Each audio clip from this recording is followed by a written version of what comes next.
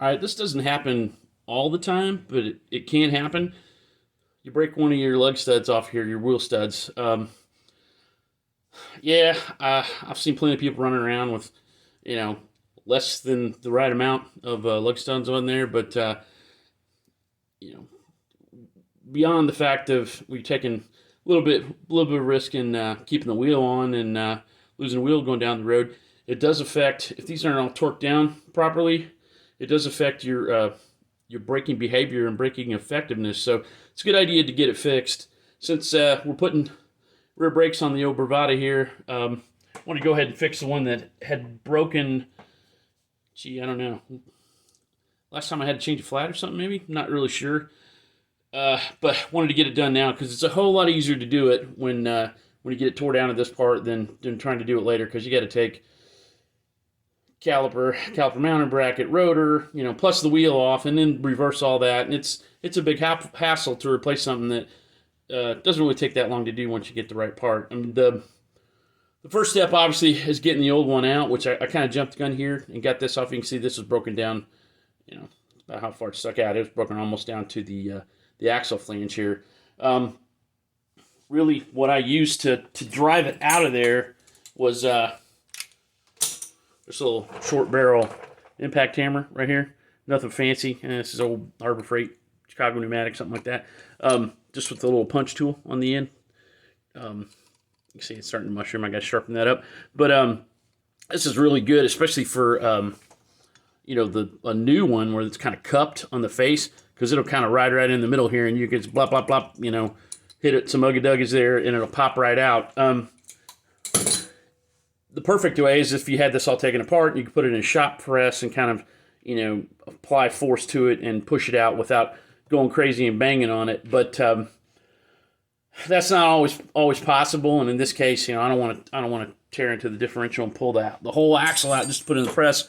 But you don't want to just, go psycho and get a hammer here and start wailing away on it, because there's other stuff to hit, one of the other studs. I mean, things you don't want to bang on. I mean, putting a big shock on this, it can take quite a bit, but why take the risk? So to get this started, since this was snapped off, you can imagine it was kind of twisted. You kind of see this one's kind of flattened out. The reason why it's flattened out a little bit is because I did kind of flatten the top of it off, because when it twisted, and so you hit it right there, when it twisted off and snapped off, it was at a crazy angle. So that point on my air chisel here, it's just going to skip off the top there. So I was trying to make a seat for it, or a pocket for it to fit, and I did. I got it out of there, and it didn't take long. Pushed it right out the back. Going forward to put the new one in, once you get that, make sure you get the right one. I mean, there's differences. Obviously, the thread here can be different. The length of the thread. Sometimes they have a little leader on them. Sometimes they don't. If you got a lug nut that isn't open-ended, the length is critical, because you certainly don't want it bottoming out, and then you'll get it'll feel like it's tight. The wheel's tight, and it won't be. There'll be a gap on there, and the wheel will be bouncing back and forth on this, and it'll eventually pull loose, and then your wheel goes bye-bye. The knurled diameter here, the knurled height of this, I mean, you don't need to know all that. Just get the right one for your application. Old Dorman that makes a bunch of this stuff, they're kind of the ones that make most of them, and I believe they make this one. To put it back in, not too hard, sliding it through the back here. Sometimes there's like an access hole to feed it in, to get it around there, because you're trying to get it into maybe existing brake parts or something like that are in the way, but you pull it into there, and the temptation would be, all right, well, I'm just going to take a lug nut and I'm going to put the impact on it, and I'm going to go boom and pull it down there. Now, have I done that before? Sure. Should I have? No, because what could happen is when you're tightening this down, you might also be turning this too. So you could pull down on there, and what you did is you've kind of chewed up this knurl and chewed up the grip that it has in here, because what you don't want is this spinning after it's installed. So it means you just pull straight in, so it kind of digs a little keyway in there of sort for each one of these splines, or a mating spline surface to get it to where it can't turn anymore, because that's bad. You know, you're not really holding the wheel on. So I'm going to do a couple things here. First off is I'm going to put some thread locker on there, and on this case, I'm going to use the red. Well, it looks like the original had blue on there. It's hard to tell, but this is something you don't want to come loose. So if it breaks again, I still got to pound it out. I may have to heat it out, whatever. But it's had one in it before, and so it's not a fresh new hole. But I want it to stay, so I'm going to put a little bit of that on there to keep it from coming out of there. I'd say it's cheap insurance. You don't got to kill it. I'm just putting a little bit and kind of daubing it around here. Nothing major. So we'll put that in the back side here and get it set up in place. And then, like I said, you could go crazy and just pull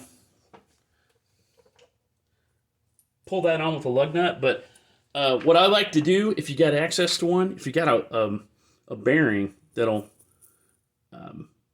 go over this stud, which this one does, and put it up against here, because what I want to do is when this comes down, I want this to catch on the inner side of this bearing, and it'll turn the inside of the bearing if it has to, and not the outside, so it won't turn the stud.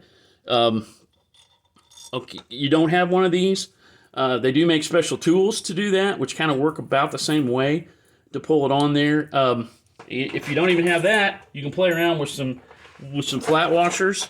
Put some grease on the back side of one of them, and then do the lug nut trick again. And this isn't the lug nut that goes on. This is an extra one.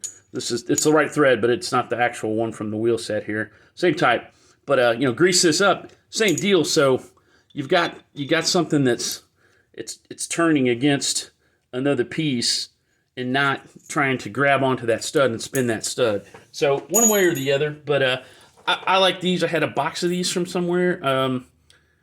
The number's not really important. I think, I believe it's SKF. Yeah, whether that's any good to anybody or not. You can see that number, probably not. But I can put it in the comments if somebody's interested. But it more or less just putting it on there.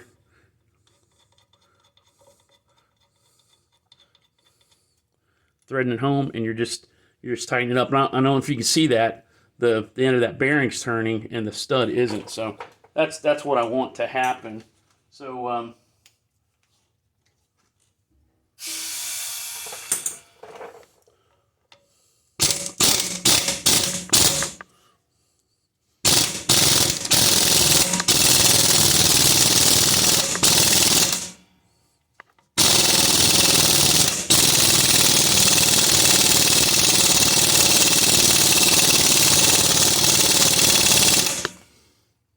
that's nice and loud, isn't it?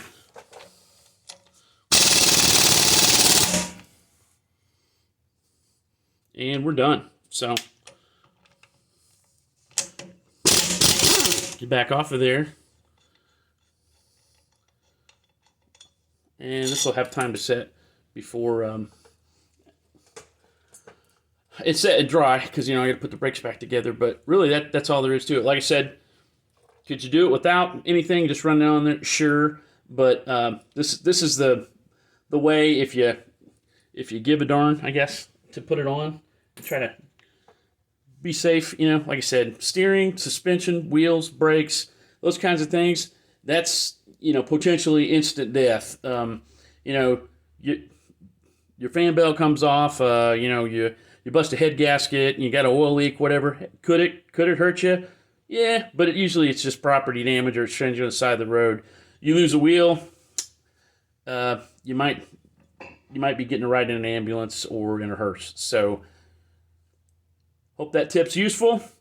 Thanks for watching, and we'll talk to you next time on Smith Motorworks.